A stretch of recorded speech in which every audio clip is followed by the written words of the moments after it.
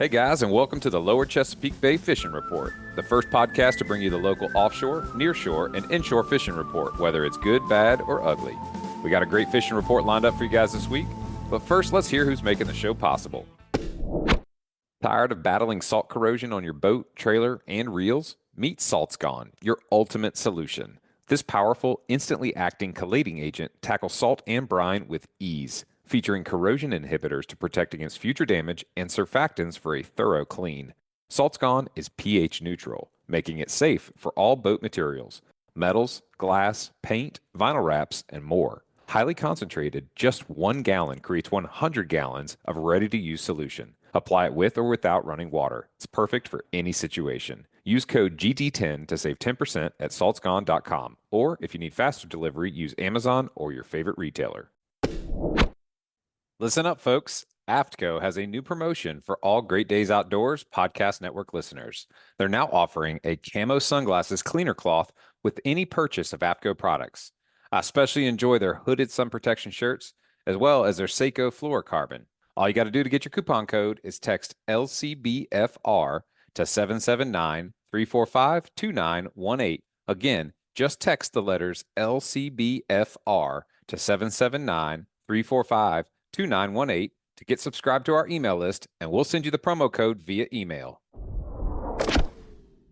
Welcome to this week's show, guys. Stoked to dive into, a little bit of an offshore report and maybe a little bit of a war story report. So we are actually live on site. Well, I'm not, but he is live on the tugboat right now, moving some big stuff up the James River. Captain Zach Castro with Not Tugging, who's currently tugging. How you doing, man? Pretty good. How are you? Good, man.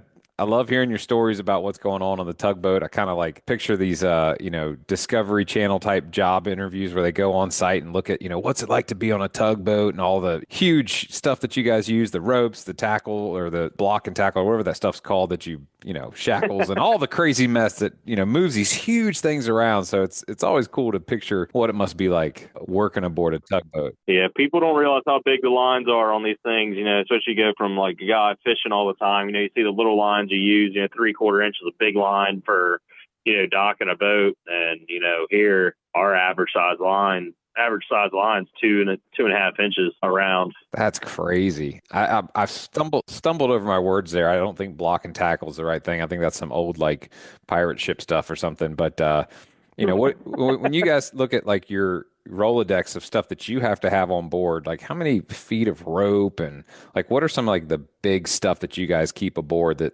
people probably would be surprised at like the scale of it? Oh man, we have like up to like 50 to 100 ton shackles on board that we use, all the time for towing. We have 800 or 900 feet of 2.5 inch deck line just for tying the boat and barges up on board at all times. For my tow lines, like for, towing on the hip. All right, we're having a little bit of a battle with the cell towers there for a second, but you were saying that you guys have 900 some odd feet of rope on board. Yeah, it's 2.5 inch deck line just for securing the barges and the tugs, and then we have another probably 300 foot of 3-inch, 3.5 inch line for pushing barges on the hip and stuff. Goodness gracious! So there's lots and lots of line on here. I'd say of all the lines combined, you're looking at probably close to 3,000 feet probably on board. Yeah, that's some heavy duty stuff. I don't even want to think about the price tag on those things. So yeah, gives me a little bit of appreciation next time I see a tugboat going by, just realizing the level of effort and the, I guess, resilience that equipment has to be able to deal with all that pressure and tension that those heavy barges and whatnot put on you guys. Oh yeah. Yeah, it's some heavy duty stuff out here. I mean, like right now we're towing this big container barge, and our winch has 1,500 foot of 2-inch steel cable on it, a wire, and that's what we're towing this barge with right now. I mean, something like that snapping under load could cut a person in half, couldn't it? Oh, 100%. Yeah. I mean, I've watched these lines break, and it actually dented the steel on the tugboat. Man. Yeah. That's sobering to think about. So before we get into too many more morbid things, let's switch gears to some fishing. So I want to get into some war stories about like some boat maintenance stuff here in a little bit. But talk me through a couple of recent trips. You guys have been able to take advantage of any good weather days over the past couple of weeks. Man, we haven't been fishing in a little over a month. We went out our last trip. We were marlin fishing, and it was one of them days where we were all over the billfish. We went like for I don't know, eight or nine, I think, billfish. We missed six or so white, like missed two blue marlin, and broke two of them off. I can't say missed them all. We did break two off, and then. I think we ended up catching like a dozen and a half mahi that day, and some little like blackfin tuna steak or something. And then running in, we had a shaft break and lost the wheel, and had to limp in the last few miles on one engine, and I have been down ever since. Goodness, man, that's the way you kind of put that story together. Catching a couple of mahi, a few blackfin, and then having some bad luck with the billfish, and then insult to injury. Lose a wheel. I'm looking at a picture right now of your drive shaft just completely sheared off, and then a huge gouge in your fiberglass underneath there. I mean, talk me through what happened there. I mean, how does something like that even happen in the first place? The only thing we can come up with is maybe the wheel might have been what's called key bound. So the wheel wasn't sat all the way on the shaft, even all the way around. And the water was just like shedding in at the key and essentially water jetted the steel. Hmm. And it ended up cracking it enough over time and finally let go. I mean, it was kind of rough out that day, and we were coming up the backside of a wave running in, and he just let go. I mean, a loud whack on the bottom of the boat. It sounded like we hit something, and then I had no power on the port engine, and the rest is history. She was gone. So that wheel is now sitting on the bottom of the ocean in Davy Jones's locker, probably Oh, yeah. never to be seen again. And they're like a piece of gold. I was gonna say I don't want to ask, but I can't help my curiosity. A wheel like that on a boat your size, what does something like that cost to replace? Just the wheel alone is a little over $4,000. Oh man, I'm sorry, Captain Zach. That's awful. Oh yeah, yeah. I'll get you. You want to know real nitty gritty? I just got the estimate from Cobb's Marina. It was almost $15,000, and for the estimate to repair it. To fix the drive shaft, put a new wheel on, and fix any other impacted components. 15,000. Yep. It's actually, I think it was a little over 15,000 because I already had to have the boat hauled out once and put back in the water to get a surveyor out there to come inspect it and then kind of do a damage report. Man. And put it back in the water. That was like I think it was $1,400 to get the boat hauled out for that. And then parts. So ever since COVID, you can't get parts. So, and the shaft is a custom made shaft. So it's 4 to 6 weeks to get a shaft made. And then nobody has any of the wheels in stock that I run. So I got to get them made, which is another 4 to 6 weeks on that. Goodness. Well, recently, we talked to Captain Matt Baldwin aboard the Click Through, and I was with them when they bent their wheel on that 68-foot Juan Cheese, and got to experience that boat getting hauled out up in blue water and the wheel getting repaired, and it's just the consequences, like the financial consequences, like once you get over a boat 30 foot and you get into these big, engines like you've got with the drives, I mean, everything that happens that goes wrong just carries such a huge consequence financially in contrast to your typical, center console with a couple outboards where you can just, we'll just throw it on the trailer and drag it up to the shop, no big deal. It's like now we're talking about haul out fees, and then you're going to haul it out. You might as well get it blocked and washed and cleaned. And, the ticket just starts running. So, Yeah, it adds up quick. it sure does. And when something like this happens, I'm not an insurance expert, but does something like this in any way, shape, or form potentially fall under an insurance type of claim, or is this just bad luck? So I'm actually doing it an insurance claim because, I mean, nobody in their right mind wants to just shovel out $15,000. Yeah. And I'm actually still waiting on, they said they're going to cover it, pending the estimate. Mm-hmm. Finally got them that estimate. I was out west doing some hunting, and they finally got me that estimate. I think it was last week, and I submitted it, and So we'll see. Typically, yes, something like that insurance would cover, but not always. Right. My saving grace was actually the previous owner had a shaft break, and since the shafts were only 4 years old, they're replacing. They said they'd cover it. So, but we'll see what they come back with that estimate in hand. Yeah. Well, I can tell you from personal experience, having had a boat accident resulting in, an insurance claim that was paid out. It's kind of hard to conceptualize at first, and I was confused by it. But they're like, hey, if you're driving your car down the road and maybe you dodge to avoid somebody and hit a Jersey wall, yeah, it's an accident. It technically was while you were operating the vehicle, but it's still an accident. So you pay your deductible, and that's what the insurance is for. So it makes a lot of sense. And going back to what you said about the Woodruff key and where that wheel kind of clicks onto that, I can see where it sheared off. What you're talking about, you can see the kind of U shape where that Woodruff key would kind of sit. So is that kind of what was your clue as to, okay, if it sheared off here, that must mean that the wheel was not past this point, meaning not all the way seated? Yeah, correct. So like that, I mean, bottom line is there is no way to say that maybe I didn't hit something that could have caused it to weaken. There's no way to really know because, like the surveyor said, we don't have the wheel and the other piece of the puzzle to really fully determine anything other than your shaft broke and your wheel's gone and it hit the bottom of the boat. Yeah. It is kind of a scary thought, but also good to know how thick the hulls are on those Carolina Classics. I mean, it put a 1/2-inch gouge in the bottom of the boat, 4 inches long. Wow. Yeah, I see it right here. That's a big old gouge, but it didn't, pierce or penetrate the fiberglass there. So that, yeah, testimony to how well those things are built. Oh yeah, they're definitely good boats. Yeah, I mean, fast forward to a couple of weeks from now when all this definitely, we talk about the good, bad, and ugly. When all this boat ugly is behind you, what's going to be on the horizon in terms of what you guys will be targeting when you are back up and operational? Usually come wintertime, I start slowing my fishing down. I don't fish a whole lot. I'm more focused on hunting. Mm-hmm. But if we get some warm water, pretty eddy to push in offshore, I will go chase it. And typically tuna fishing's really good in the fall and wintertime if you get that pretty water to shove in. So if we get any of that, we'll definitely be going after them and hopefully getting a box full of tunas. Yeah, I remember early on we started talking to you. It's like, if there's one thing you could go chase, I know some people love their billfish, some people, love their wreck fish, but you like to chase those tunas down.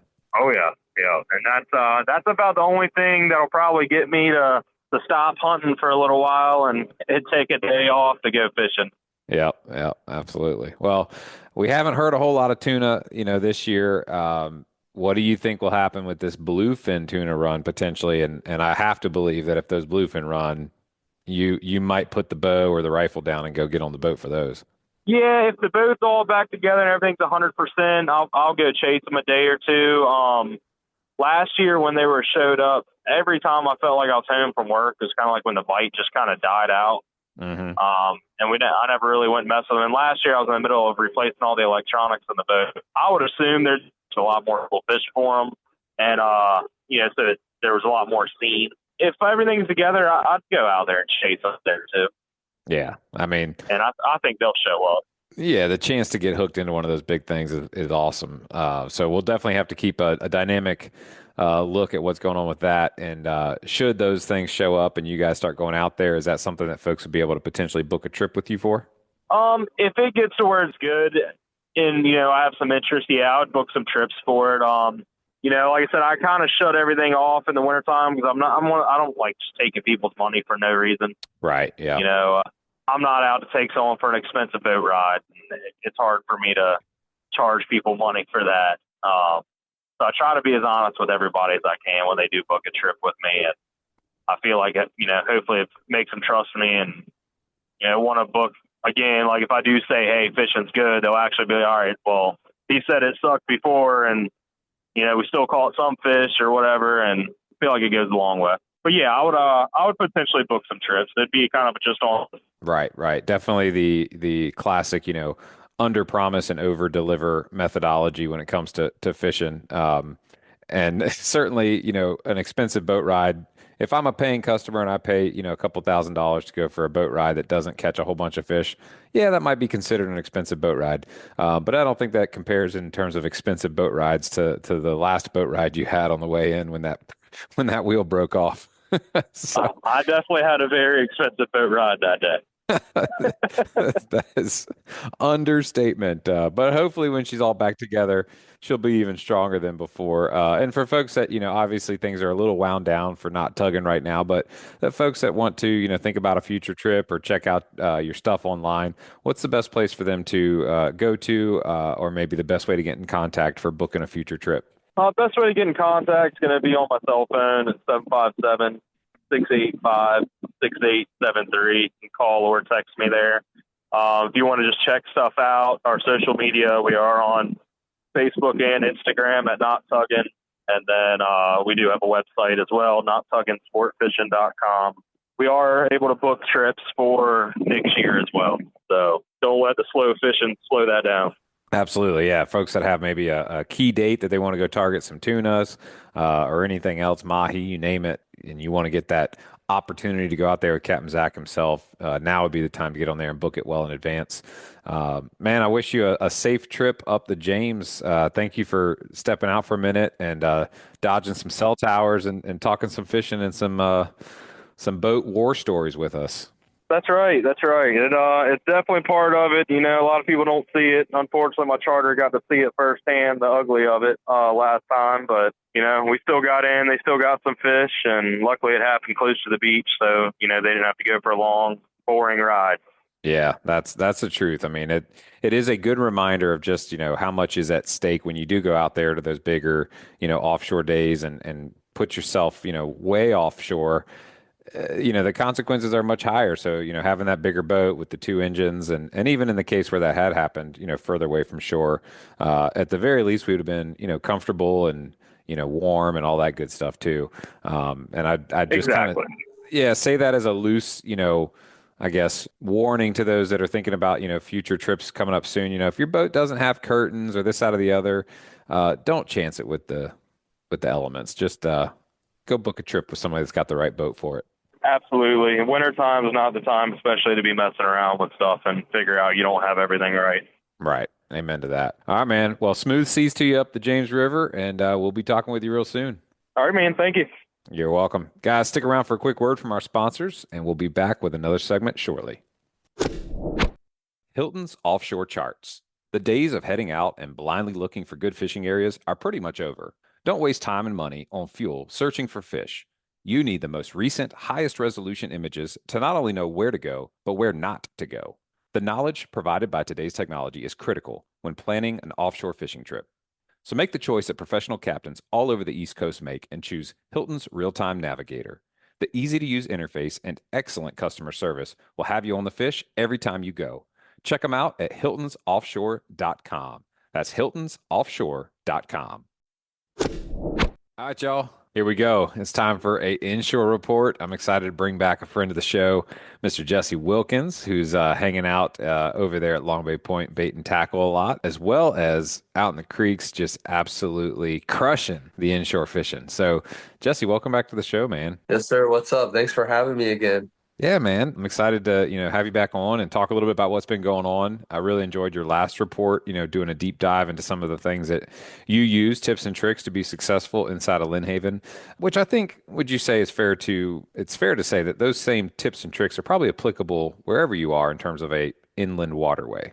Yeah, of course, because the inlet's kind of got its fair share of everything, honestly. You got those deeper pockets that you're fishing with weights. You got big currents, and then you got those super shallow still areas, so you can really kind of chop it up in any way you want to in the inlet, and that's how, like you said, it really is applicable to pretty much whatever you're fishing. Right. So like, let's say we, figure out something, for that big current area. Well, we could probably apply the same technical, approach inside of maybe the Elizabeth or, yeah, of course. Somewhere else. So, but, just dialing into what you've been catching lately, talk us through some of your recent trips and what you've been seeing. Well, most of the time it's been a lot of striper. Like that's what I've been just trying to go find because during the summer, the redfish are everywhere. And obviously the fall drum fishing is on fire during the fall. Everybody loves drum fishing. So I've caught my fair share of drum. So sometimes it's kind of nice to be able to go out there and target something else. And trout are fun, but I like to fight stuff. So I'm not really good at catching a trout and fighting it on some light tackle. I like getting the big guns out there. So catching some striper and running around and looking for those is awesome because when they hit off the top of the water, it's the best. All right, so we're going to save the best for last then. We're going to talk striper here in just a minute. So you mentioned, trout on some light Yeah. tackle. In the Lynnhaven or like we're talking about, whether it's the Lynnhaven, Elizabeth, or otherwise, what Mhm. are some of those like target temperatures that you typically expect to start seeing the speckled trout be a little bit more active? Honestly, recently, right now, I've been seeing them in really shallow waters. Like a couple of my buddies and I, we've just been wade fishing. I know a lot of people in North Carolina and in the Elizabeth do a lot of wade fishing too in certain areas. So Hmm. those kind of not a lot of current. Obviously, the bigger ones will be kind of posted up in that current. I've seen some big guys catch some big gators in the current. But what I've had my best luck on when I've gone out for trout is just getting dirty, getting in the water, throwing around a little white swim bait, not off the top of the water, but somewhat near that surface, not too deep. A lot of people like jigging off the bottom for them, but I'm not a big weight guy like that.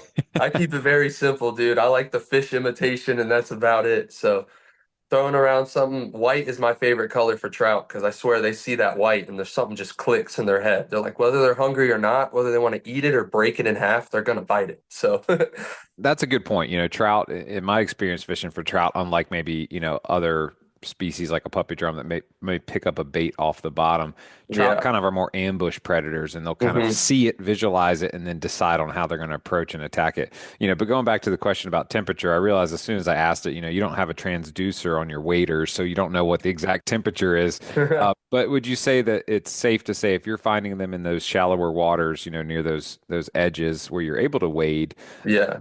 that's probably going to be some cool water that maybe starts to warm up a little bit during the For day. sure. Exactly. During the day, it gets a little bit warmer. And then at night, that temperature, it might not drop too much yet. Later in the winter, that's when it's not gonna, because during the summer, the water's warmer at night, usually, like stuff like that. But during this time of the month, that's really where I like fishing for them for that exact reason. At night, the water change isn't gonna drop too crazy, but Hmm. it's still gonna drop a little bit. So they're liking those areas. In the thicker of the winter, when it's kind of just water's cold, whether it's Yeah. daytime or nighttime, it's freezing. So it's going to be cold. That's when I kind of get to jigging off the bottom for them and stuff like that. They get to moving around a little bit more slow. They're used to that cold, but you know how fish are. When it gets cold, they're not going to be as boom, boom, boom, darting around and all that shit. So It's just like us. I've noticed these last couple of like, high 40-degree, low 50-degree mornings. I wake up and it's like I'm just a little bit slower getting out of bed. It takes a while for the the exactly. body to start moving. I guess the same would be true with these fish. So speckled trout, targeting those shallower areas, looking for those adjustments in the temperature throughout the day that might be a catalyst for them to move into a particular area where you might be more successful. You talked about Yeah. super light tackle. You liked a white type of lure. Let's go dive into that a little bit deeper. So, talk me through your setup and then like your leader material and like the specific type of lures that you might like to use that we can find over there at Long Bay Point Bait and Tackle. Heck yeah. For trout, usually I like to keep it pretty simple. I'll go with a light jig head, maybe 1/8 ounce. Hmm. Keep it really light, and then maybe go with a 3 inch. Obviously, you can go with a 5 inch soft plastic because, like we said, whether they want to eat it or break it in half, they're gonna hit it. So Yeah. size isn't really too big of a deal, but I like going a little bit smaller for the trout just because when I'm targeting the trout, size isn't really an issue for me. So That's not what she said. No, I'm just kidding. Sorry, you served that one up like a beach Had ball. to, had to. I walked into that one. But no, that makes sense in terms of like the difference between like a 3, 4, or 5 inch, Hmm. plastic is not going to be the difference maker. You're saying that it's more about like the color and the action of the lure. Yeah, I mean, and when you're fishing with a lot of trout, trout get bigger less often as a species. So you want to go in there with a smaller bait if you just want to catch as many fish as you can, because you don't want to be able to thread out just those big ones. If you're just going to catch as many fish as you can, and a keeper's only 14 inches for a trout, that's pretty small. 14-inch trout can't eat too many of those big baits. So Right. I like going with the smaller one when I'm just trying to catch them. I know they're there. I'm not really just targeting one big trout. But Mhm. when you're going for big ones, obviously big baits, big fish. But I'm not saying a small trout won't clobber a 6-inch mullet because it happens all the time. Right. Just kind of a maybe rule of thumb or best practice would be to kind of start small until you've kind of located the biomass of the fish. And then maybe if you've Exactly. gone through and caught, 4 or 5, 14, 15 inches and you're like, hey, but they're there, then maybe play around with your lures once you've already gotten located on some fish. Exactly. Exactly. Got it. Okay. So switching gears into some puppy drum, I'm looking at some pictures of you holding up. I mean, it looks like you have 27 fingers. You're holding up so many different, puppy drum by their gill plates. I think it's actually six. Yeah. Any, thoughts or ideas on how we can be successful on those right now, other than I the always tell obvious? people just be as quiet as you can, honestly. Like puppy drum, they are very aggressive fish and they like to eat. But I tell people the smaller ones are like the sonars in your boat. They have that same part of their head, like their hearing, their smell, their sight's not the best, but those things can hear everything. So you're coming up on a boat and you get 15 feet from that light. If you're making vibrations in the water, they're going to hear that. Whether they leave, whether they're not eating off the top because they hear that, they're going to hear you coming. So, really, the biggest thing of puppy drum for me is like, it'll take me 10 minutes to creep up on a light sometimes. I'll see a Wow. big overwater light and the puppy drum will be eating on it. And I'm saying, oh, I want to go over there. Let me get there as fast as I can. I can't zoom over there. I zoom over there, everything's gone. So it's like when I know they're eating there, I'll take extra precaution to be as slow and as quiet as I can because they're going to keep eating unless something moves them off there. Got So it. that's really the thing for puppy drum. I always tell people like be as quiet as you can, whether it's vibrations in the water, you talking, over water lights. They hate if you have a white headlight on, say you're tying on, you see the fish right in front of you, you put that headlamp up and put it on the fish, Gone. boom, gone. They see that and they don't like that at all. So it's really just trying to blend in with the environment that they're eating in as I much as got you it. can. Kind of like duck hunting almost. You get in that duck blind and you sit there. It's how it is with reds. You got to sit there and watch them until it's the perfect time. You're like, all right, I can get one right now. That's cool. That's very cool. I like that kind of tactical nature of how to approach them. Yeah, they're patient. Very much so. So I want to get like a little snippet of striper and then pause and not give away the whole thing. So tell me a little bit about what you've been seeing with the striper here in the inlet. Well, mostly right now they've been really scattered. I'll say that. I haven't seen any giant little schools of the 30-inch schoolies like you do in like New Jersey and stuff like that. Recently for me, I'll see a big thing of puppy drum or something like that, and I'll see that little, I'll be like, wait, that's a weird back fin on that tail right there. Ah, I don't think that's a puppy drum. And he'll be swimming around with them like it's a drum. You cast on them, you catch them, and then the other striper come out of the school and follow them with it. So that's interesting. the best part for me with the striper is redfish will obviously follow you up when you're fighting them, but like I said, they're super skittish, so they're gonna see you quicker than the striper is. I have some videos on. I have these glasses with cameras on them, so I can just film whenever I want to randomly film. I'll be like, "Hey, Meta, start recording."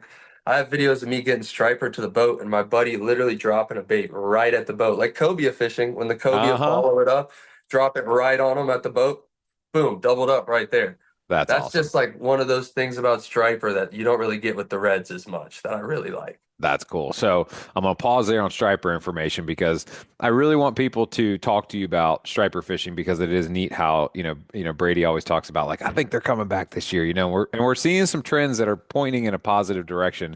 But coming up this Saturday, October the 26th, we're going to have the Hooked on Halloween Kids Day Deal community event, which you're going to be at. Yes, So sir. I will be there all day. awesome. So that's 8 o'clock in the morning till 4 p.m. We've got 20% off of fishing tackle and gear for kids.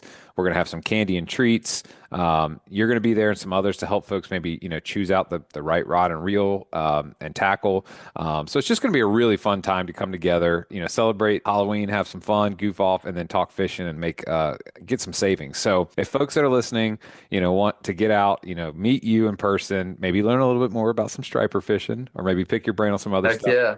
get hooked up with tackle.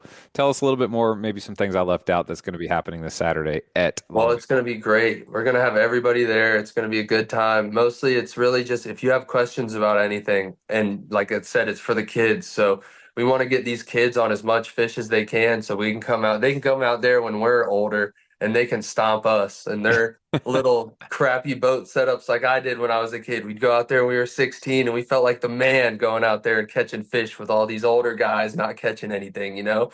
I want the little kids to have that same experience when they're my age, you know? So it's really just any questions, tying knots, what you want to use, just pick our brains, get in there and learn, learn, learn. That's all I can say is learn. You got to do it to learn. It's like anything, football, basketball. You do it, the more you do it, the better you get at it. I love that. For folks that are listening, we're going to drop the information in the show notes. Long Bay Point is located over there at 2109 Great Neck Road, right there near the porch. I want to ask you a question about what you just said. Yes, sir. Learn.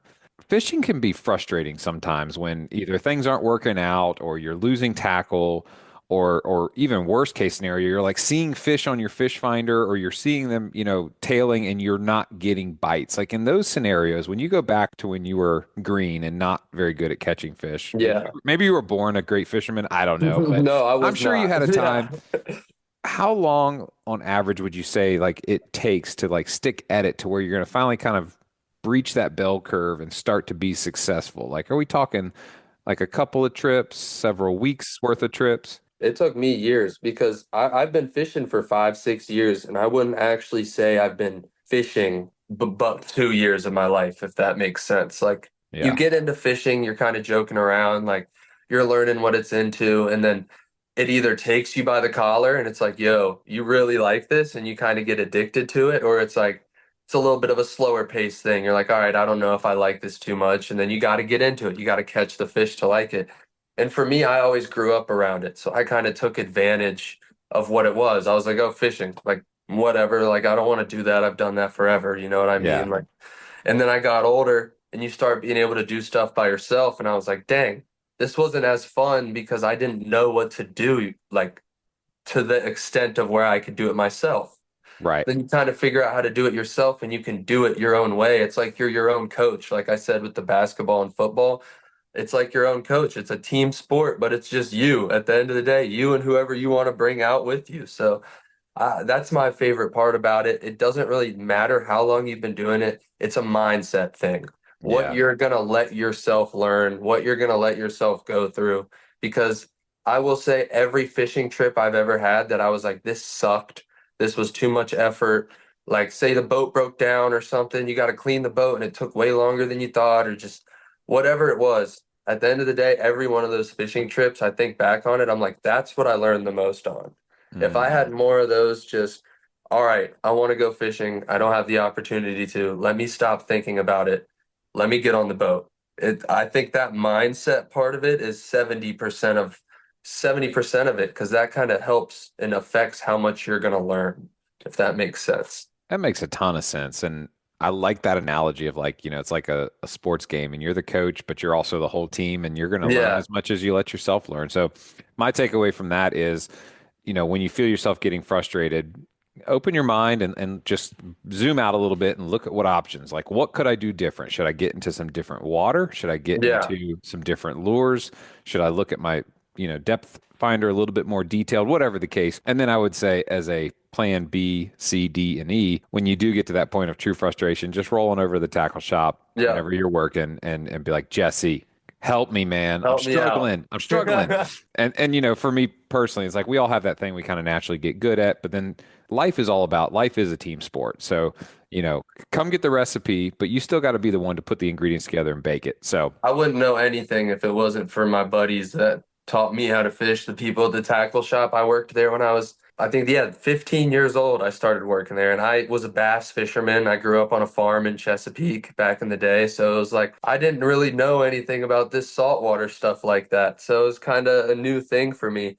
And they were like, oh, well, you like fishing enough. I don't care how much you know. You have the passion for it. Like, come on. So yep. that's really what it is. I don't care how much you know or yada, yada, yada. It's the effort, like how much you want to try. Yep. because that's all that matters at the end of the day is just doing it. Yep. Well, if folks that are listening are like, man, I love the passion I hear from you. How do they follow you on Instagram? What's that handle going to be? My Instagram is Sov Bastard, SOV Bastard on Instagram. I do whatever on there. I've had that Instagram since I was a kid, and that's kind Awesome. of it's my thing, man. So if y'all want to go check me out on Instagram, you can go check me out at Sov Bastard on Instagram. Very cool. And then for Long Bay Point, you guys can call them at 757-481-7517. That's easy to remember. It's like 757, but just throw a one in there. Oh 481 yeah. 7517. And then get out there this Saturday for the Hooked on Halloween event. It's going to be a great time for the kids. Jesse, thanks so much for hopping on the show and talking to us, man. Of course, thank you for having me, my man. It's always a good time. Yeah, likewise. Well, folks, let's stick around for a word from our sponsors. And then we got a really cool special segment coming up about some remarkable new technology that's going to make cleaning and keeping your boat free from corrosion easier than ever. Y'all stick around. We'll be right back. It's time we talked about catching some serious savings. Imagine harnessing the power of the sun to cut your energy bills and having a roof that's built to last. Convert Solar and Roofing specializes in top-notch solar installations and durable roofing solutions that stand up to the toughest elements. Their solar panels are designed to maximize efficiency, and their roofs are built with premium materials to ensure long-lasting protection. Whether you're out on the water or at home, their expert team ensures you're covered. As fellow anglers in the Lower Chesapeake Bay, the team at Convert Solar and Roofing cares about both sustainable living and sustainable fishing. So reel in those savings today and visit www.convert-solar.com or call 757-44-SOLAR. Make your energy and roof as reliable as your favorite fishing lure. Call Convert Solar and Roofing today. All right, guys. Well, I am super pumped to dive into this next topic, and we are talking to the expert himself, Mr. Zach McAllister with Salt's Gone. Joining me for this special segment is the OGs of the podcast fishing reports, Joe Baya with the Northwest Florida Fishing Report and Butch Theory with the Alabama Saltwater Fishing Report. Welcome to another special segment on the Great Days Outdoors Podcast Network. I'm Joe Baya, joined today here with Luke Barton and Butch Theory. And guys, today we're going to be introducing our newest podcast sponsor, Salt's Gone.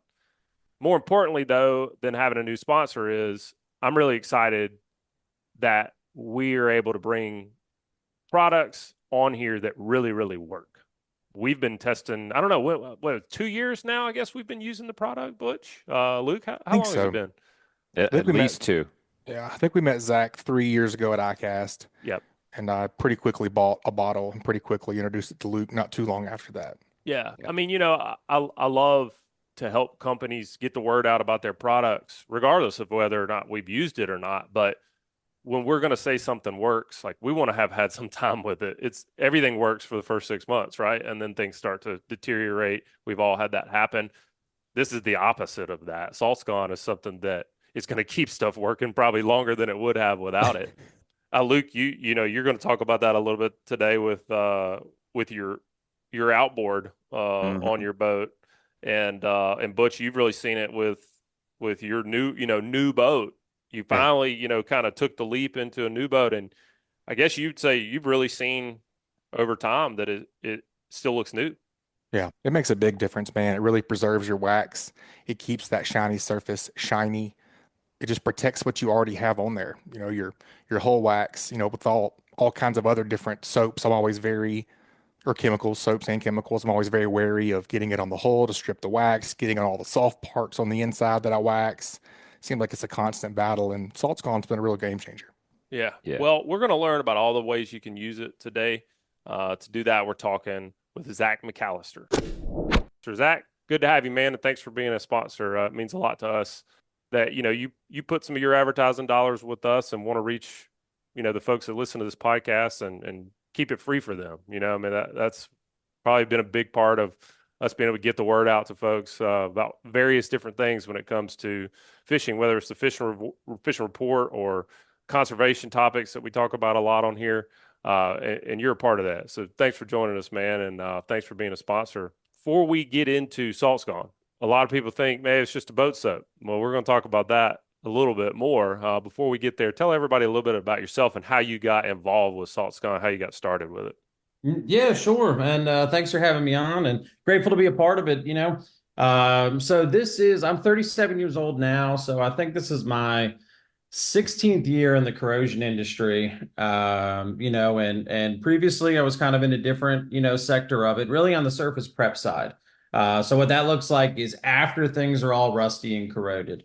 And I spent a lot of years on that side. And, of course, here in the last, kind of running on, more than several years, I've owned Custom Chemicals. And what we do is we manufacture products for corrosion related needs, right? So sometimes that's paints, your industrial type coatings. And then, of course, we created Salt's Gone, right? And really, to answer your question, what was the idea behind it, right? Everybody wants paints to last forever, right? I've got the best materials, I've got the best this. And the reality of spending a lot of time in the corrosion industry is you find, some are better than others, but nothing lasts forever, right? And a lot of times we know what the catalyst of the problem is. And so Salt's Gone was really a solution to, hey, how do we remove the catalyst of the problem? And so not just my paint and coatings last longer, everybody's paint and coatings last longer. And so, the product was created around just a very simple idea that, hey, we understand what the catalyst is. Let's stop trying to necessarily make things better. But if we remove the catalyst, everything works great. Everybody's products last longer. And, the product kind of progressed from there, if you would. Yep, very cool story. Definitely solved a problem for a lot of things that I do. We were talking about in the intro a little bit, farm equipment. I bought up my first, what I call big boy boat 2 or 3 years ago, and I had just met you at ICAST, and I got some, and man, it really makes a big difference on just the ease of cleaning, the energy involved, the time involved, and it's a better product. Keeps my wax very pristine. Definitely notice a big difference on everything on my boat from top to bottom.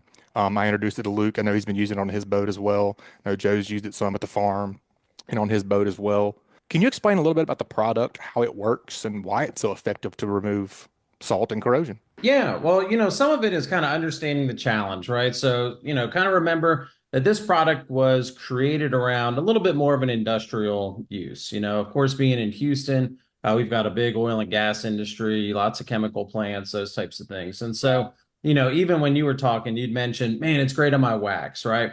Well, there's a reason that it's great on your wax. And, of course, waxes are, petroleum-based products. And, oil is part of most every corrosion routine in industrial equipment, right? Things get oil on them in order to prevent corrosion. They go over top of paints, they're in joints, those types of things. And so one of the things that the product couldn't do was emulsify oil, right? We don't want to break down oils. Well, what's that translate to? It doesn't strip your wax, right? It doesn't go after monofilament, right? Other things that are made out of petroleum products, vinyl, just stuff that you find on more of a consumer product, right?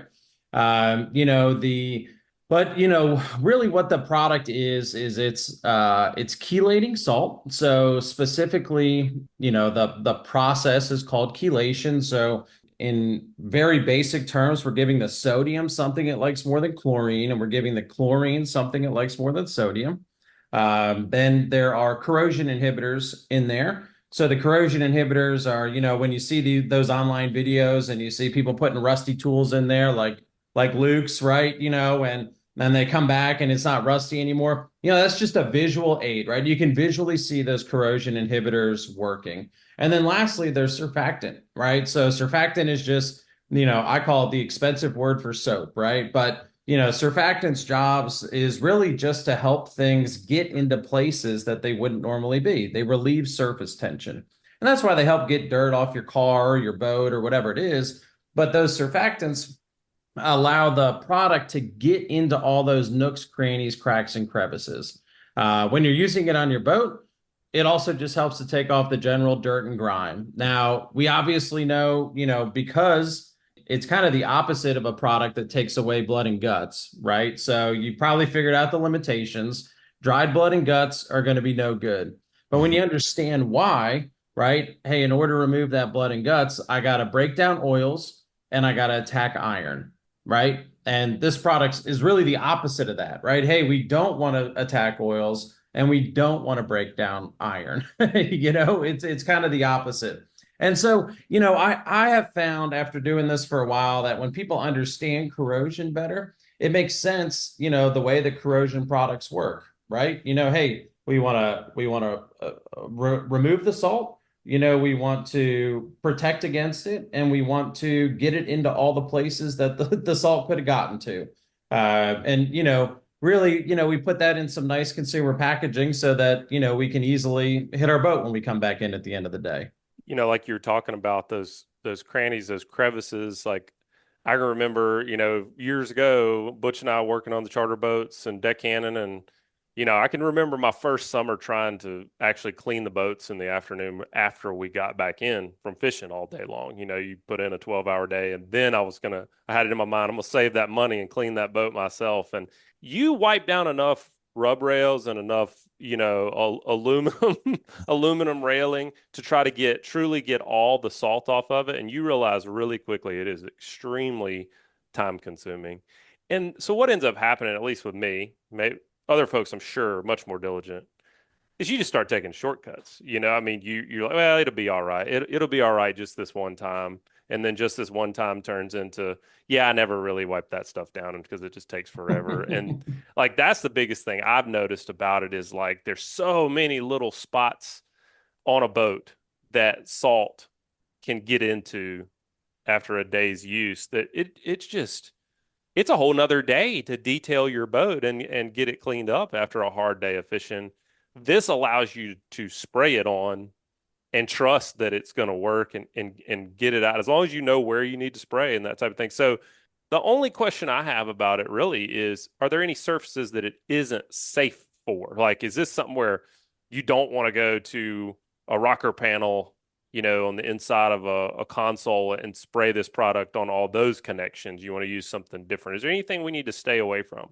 Kind of the general rule of thumb is if it can get wet, you can use the product, right? So, anything that you would find on that boat, from teak to fishing lines to bimini tops to seats, electronic screens, it's going to be perfectly fine to use on top of all those surfaces. There's really nothing in that consumer product world that you would have to give even a second thought to. And what's kind of neat is because the product is water soluble, if you don't rinse it off, or, kind of the example I always use, you're cleaning the boat in the sunshine because that's just how it works sometimes, and your phone rings and, everything dries on there. It's no big deal. You'll just come back, rinse it off. It's water soluble, so it's super forgiving. And just as you were talking about, it kind of works the way you wish water would, right? Hell, hey, when I first started, I just wanted to spray down the boat and be done, and that would be great. And I often joke with people because, everybody's big bold statement is, oh man, water does the same thing. And it's like, yeah, man, for sure. Great. Yeah. Like, well, how'd your boat get all salty? And they're like, well, I was in the water. And you're like, oh, okay, cool. Well, like, maybe water moves the salt around, but it doesn't remove it, right? So those nooks and crannies you were talking about, just kind of forgetting about and giving up on, those are the tough spots, not just for you, they're for everybody. And that's why we want a product that can just easily get into those spots. And it's a chemical, right? Its purpose is to break down this salt and protect against it. That's what you start seeing. Everybody's seen it, right? Like, why is that one screw throwing off a rust stain on my boat? And it really starts to get on your nerves. I've started to use it in a bunch of different other capacities because I've seen how well it works on the boat. And I'm going, well, I sling a bunch of fertilizer and lime out of my broadcast spreader on my tractor, and it gets all up into the nooks and crannies around the axle and in the wheel wells and electrical connections. Now, once I get done planting my food plots up at the hunt camp, salt's gone all on the back of the tractor and all over it.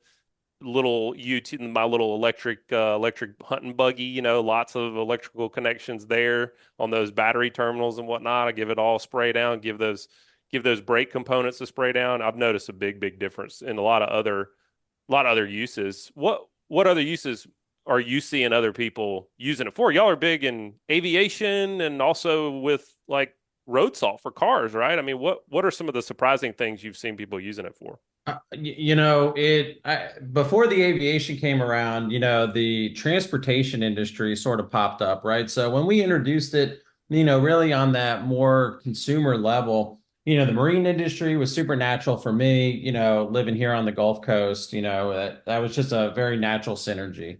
The transportation industry, oh my gosh, the salt and brine that they spread up north, and I know some of the listeners are up there, but it's amazing. The ocean water really varies generally between 3 and 5% salinity. And what they throw up on the roads up north begins at 23% salt. It's super salty, it's super corrosive, and it's generally calcium chloride, magnesium chloride, as opposed to what we see in the ocean being sodium chloride. And it's kind of, especially, when we began with salts gone, everybody'd be like, oh, salt's like you spelled it wrong. Like, no, there's just more than one kind of salt, right? So it's not just sea salt. There's different types of salts that are out there, just like you were talking about the fertilizers, right? And so it's a product that works for all of those different types of salts. But yes, we do have a specific aviation formula. We got asked by Textron, who is, they own Cessna and Beechcraft and Citation. They own a Bell helicopter, tremendous amount of different brands to really make the SaltScon product, but available to the aviation industry, which is really just a different series of tests and those types of things. But, I mean, just in the last 10 days or so, Hurricane Helene really opened up a whole different use. I mean, right after the hurricane blew through, the amount of orders that were coming out of Florida was crazy as people were using it to deal with storm surge. And the people that commented on posts and blogs and shared stuff with us, everything from cleaning out electrical boxes on their dock that were underwater to all the stuff inside their houses, the contents, the vehicles. I mean, if it can get wet and it has salt on it and you want to protect it against corrosion, you can use SaltScon on it. So, that was really probably one of those awesome, sort of feel good product moments that came up here recently. And it's crazy, they're about to get smoked again here. I've got Does not look good. Yeah, No. it does not look good. And it's such a small and minuscule thing, but it just kind of goes to show that people have been using the product, and we have tens of thousands of customers in Florida, right? Where it's like, oh my gosh, it's starting to make sense that, hey, this isn't just for my boat. I can use this on my outdoor patio furniture. I can use it on anything and everything that I just want to protect from corrosion that's caused by salt air or salt water. And so that was kind of cool that we were able to help out and get a lot of product into Florida here. Oh yeah, I mean, especially with considering those, after storm effects that you're able to have a solution for now that we really didn't have anything like that in the past to go in and completely coat, an electrical box or whatnot. And, I've put up a couple of videos of you guys' product and how it's kind of changed my world where I didn't have solutions in the past. For example, just redid a whole top on my boat, and there's lots of little, screws and nuts where you can't really effectively get in there and clean. A specific area I've seen it help me in is like underneath your helm, especially if you have a tilt helm. A lot of times salt water gets in there. You can't visually see it with your naked eye. But being able to go through and, coat and spray, it really helps. I've watched, nuts and bolts heal. I call it healing. So I've got a follow-up question, but I want to go back to something you said. You said like a K word that sounded really advanced. I didn't understand it, but talk to me briefly. So am I understanding correctly? You're effectively offering the corrosion what it wants instead of it finding it out of my metals. Is that correct? Yeah. So I think that word is a C word actually, and it's chelation, right? Chelation. So that's what's actually happening with the sodium, right? Okay. That's what the product is chelating, is the sodium. Now what corrosion is really doing at its very basic form and root is corrosion is all about the transfer of electrons, right? And so your metal has electrons in it.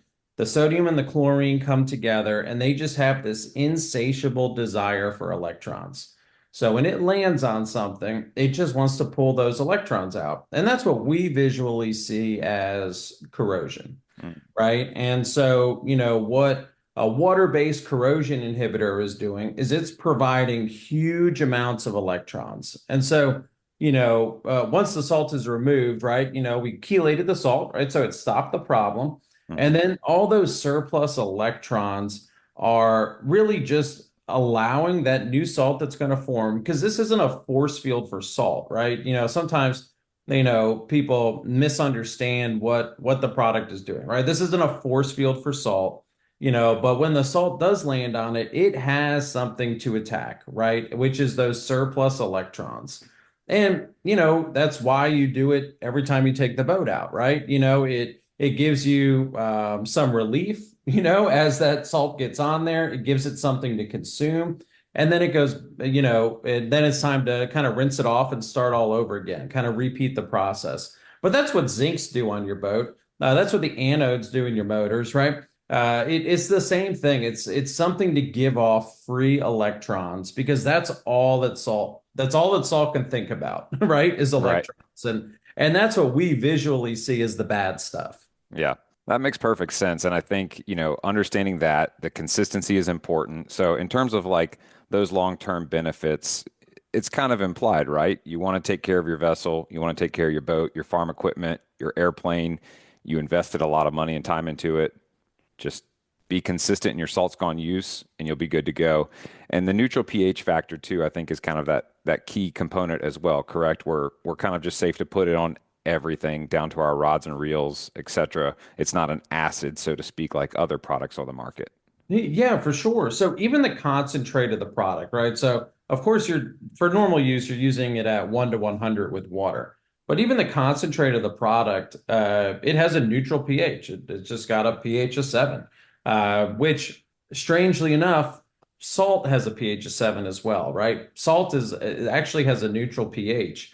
And so the idea behind using acids or caustics, right, is, hey, if we change the pH of the salt, we're going to change one of the physical characteristics, which is great, but, kind of before we started, y'all were talking, hey, I started using SaltScon when I got my big boy boat, right? Hey, you know what? Using a little bit of an aggressive product is probably okay if you got if your favorite boat is a 17-foot boat with a black floating compass on it, and that's it. It doesn't so much matter. But as we get into those different exotic materials, the different fabrics, I mean, think of all the different stuff that's on a boat. That neutral pH, just allows you to be able to use it everywhere with no risk of any harm. And it makes it ideal for ceramic coatings, right? So ceramic coatings, are not chemical resistant. A lot of people don't realize that. And so putting harsh chemicals on the ceramic coatings is a big part that leads to their deterioration. And anymore, lots of higher end vessels, people are spending the money on the ceramic. You throw that bleach on your boat after you put It'll strip everything off. I mean, I do love the way it makes my skin feel nice and warm, but I think that's bad. no, I mean, not having to use those harsh chemicals is a big part of this too. I mean, I like that fact, like what you were saying is, I know no matter what I get it on, I'm not worried about it. It's not like, okay, you got to be really careful with this and it's going to work really well in this one particular application, but don't spill it. Don't let it run over. You can just get it on stuff and not worry about it. I think the thing that I like about it the most, though, is going back to what I was saying originally. You start to cut corners when you're tired and you've been on the water for 12 hours and you're like, man, I don't feel like cleaning that boat right now. I'm going to wait till tomorrow. Well, you're going to get some corrosive activity just overnight. And then maybe tomorrow turns into next weekend because you got busy the next day or whatever. And this is just a quick spray down. It allows you to really knock it out and do it in much, much faster. That's the biggest thing for me, is just the speed. Is that what people, when you get feedback on the product from folks, is that it? Is it speed? What are the things that your customers really love the most about it? Yeah, it's so funny when you're introducing or marketing a product or anything. For me, I'm all about the corrosion, right? That's what I've done for a living for a long time. I'd say 75% of people, they just want to get the boat clean faster and have it be shiny, right? Hey, if I use this, can I spray it on? Can I rinse it off? Am I going to see any salt? Is my boat going to be shiny? Right? That's probably most, people, right? Just like you said, this isn't the sexy part of being outside, right? This is the end of the day. Hopefully it was an awesome day. But how fast can I be done? And it's pretty cool for a lot of people. What they share with us is it cuts their cleaning time down to about a third, right? So, everybody has a different cleaning routine, but it seems like the guys, they're running the big Freeman and they spent 3 hours cleaning up. They're down to about an hour now, right? It seems to be about a third of the time. And of course, we're not talking about detailing, right? We're talking about putting the boat up to be able to use it the next time, which is really the purpose of the product. So yeah, it seems like speed, but even guys like yourself, hey, I've been using this 4 or 5 years now, right? Like I I get it. My boat looks great, I've got a friend down here, and it was kind of that deal. He was selling his Freeman and he'd use Salt's Gone the life of it, and he gets a new one, every 18 months or so. But come survey and it's like, man, this thing is perfect. It's like, well, it took me less time. I walked out of here with a perfect survey. So why would I not use this product, right? Yeah. And I've noticed over the years that it makes cleaning it the next time easier. Is that just my mind playing tricks on myself, or is that a real thing? I'll let you tell everybody that. Absolutely. Because that sounds awesome. I mean, But generally speaking, I think things when you keep up with them are just easier to do, Yeah. right? Yeah.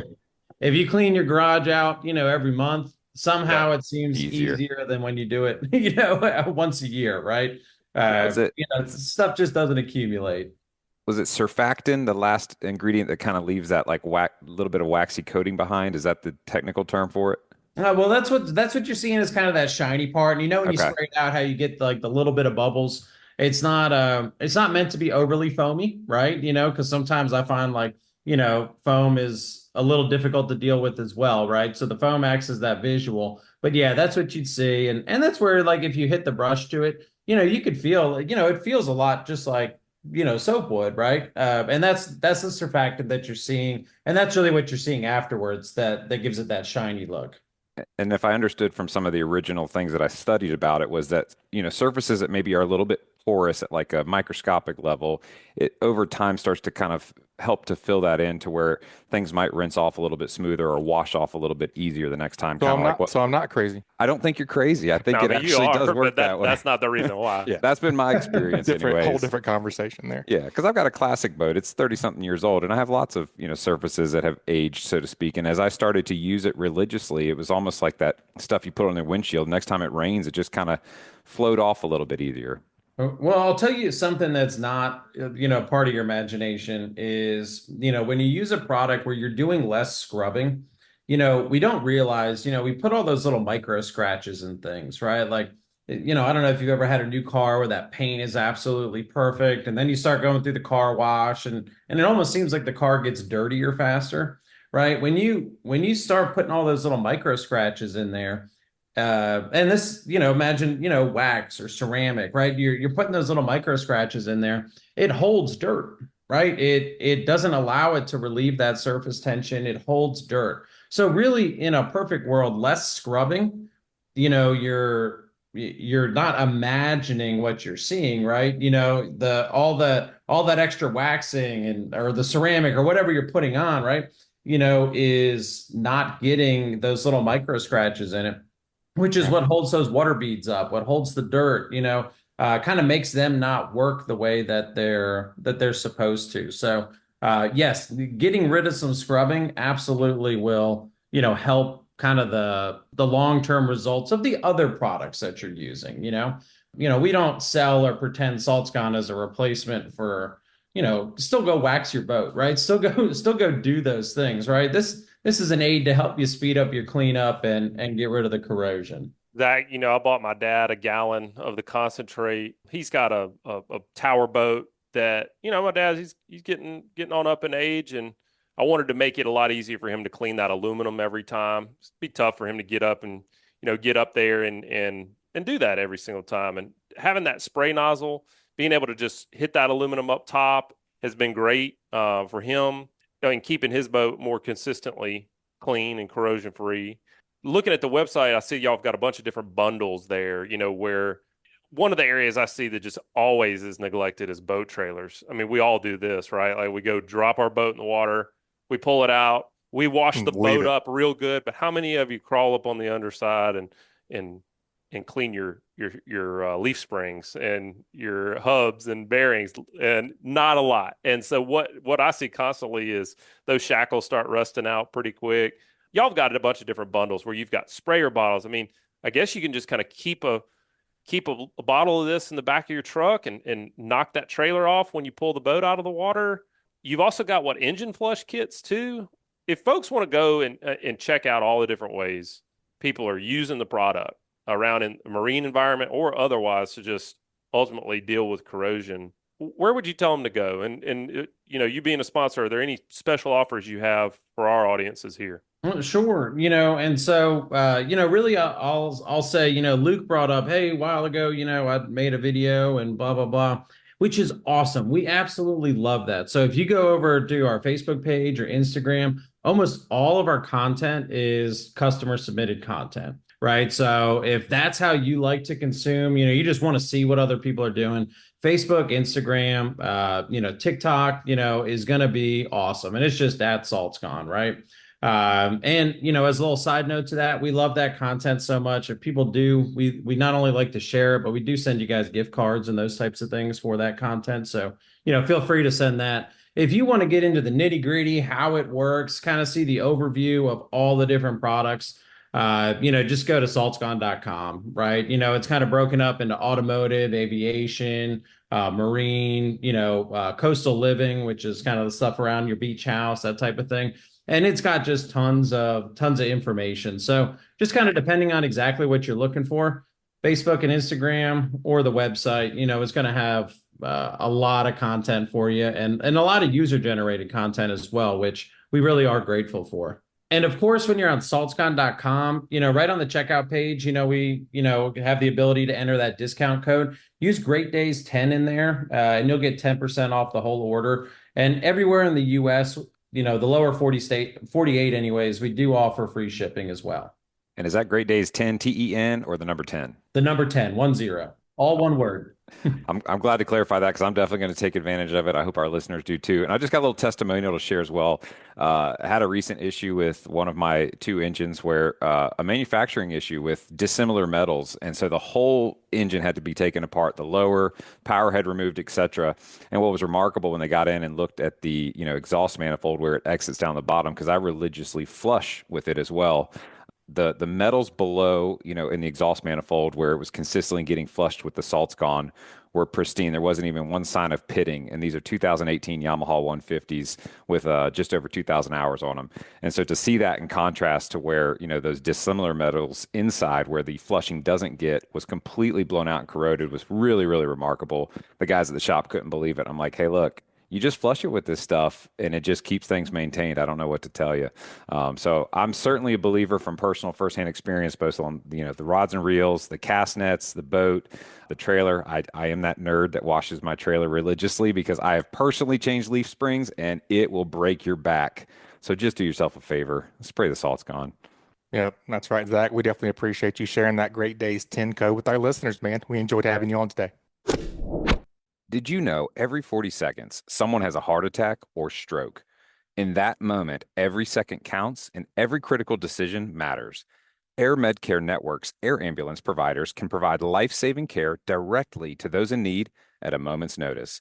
With 320 locations across 38 states, they're the largest air ambulance membership network. Rest assured, they've got you and your entire household covered. Membership is just $99 a year or just $79 for seniors. Visit gdo.deals/airmedcare to enroll. Do you want to make a difference in your waterways? Toadfish is the only brand that cleans coastal waters with every purchase. Having already planted almost 300,000 square feet of oyster habitat, Toadfish is leading the charge in conservation with thoughtfully designed, eco-friendly products and a mission to protect the waters that we call home. Visit gdo.deals/toadfish and 15% off will be applied to your cart at checkout. Toadfish, let's put them back. But the boat was the gateway for me to start using this stuff on all kinds of different materials, and I haven't found anything that I'm unhappy with the performance on. Yeah, it works in a lot of different aspects. Obviously, it works great for your boat, but if you're just using it on your boat, you're missing out on lots of different other opportunities. I'm a sweater. I just sweat. I'm a sweater. It's okay, man. Yeah, that's hey, I run hot. The first step is to admit it, you know? Yeah, You just, I run hot. And so that's been one cool thing about this is I don't have to throw away hats anymore. I'm real bad about getting the sweat stains on my hats, and for years I just threw them away. But now whenever I get, 10 hats that are all salty and sweaty, I just throw them out of the dock and spray it down with the salts going on the top and the bottom and let it dry, and they are perfectly pristine. Nothing crazy. You just spray it down like the typical dilution. Yeah, you literally soak them down, just let them sit there. Do you rinse them afterwards, or you just leave them? I have not rinsed them yet. That's wild. That takes let me it do its thing. That takes me back to an instance where, I don't know, waterfowl hunters, you've got your guns out there and whatnot. I mean, I can think of a time where I took this beautiful old Remington shotgun and it got pitted and I didn't, have a solution there. And like an idiot, I scrubbed it with, Brillo, and I shouldn't have. But if I'd had salts gone, I could have solved that problem. Yeah, I'm wondering, if my wife's being a little salty, you think if I sprayed her with this? Edit. Right. I don't think it works like that. Oh, it's in right there. All right, guys, that wraps up a great segment. Let's take a quick break and check out this week's sponsors. Sam Rust Seafood, your locally trusted source for premium wholesale seafood. Servicing customers from Hampton Roads down through the Outer Banks, Richmond, and surrounding areas, including Fredericksburg, Charlottesville, and Lynchburg for over 80 years. Committed to the highest standards in the industry, Sam Rust distributes the best of the ocean directly to your restaurant, hotel, or grocery store on time and at a great price. Visit samrust.com to discover how quality, tradition, and sustainability come together. So don't cuss, call Sam Rust. So that's going to wrap it up this week. Please subscribe, rate, and review wherever you listen to podcasts. And remember, to get your free AFTCO Camo Sunglasses Cleaning Cloth, just text the acronym LCBFR to 779-345-2918 to get your promo code and be added to our email list so we can send you the new show each week. You guys keep whacking them and be safe out there.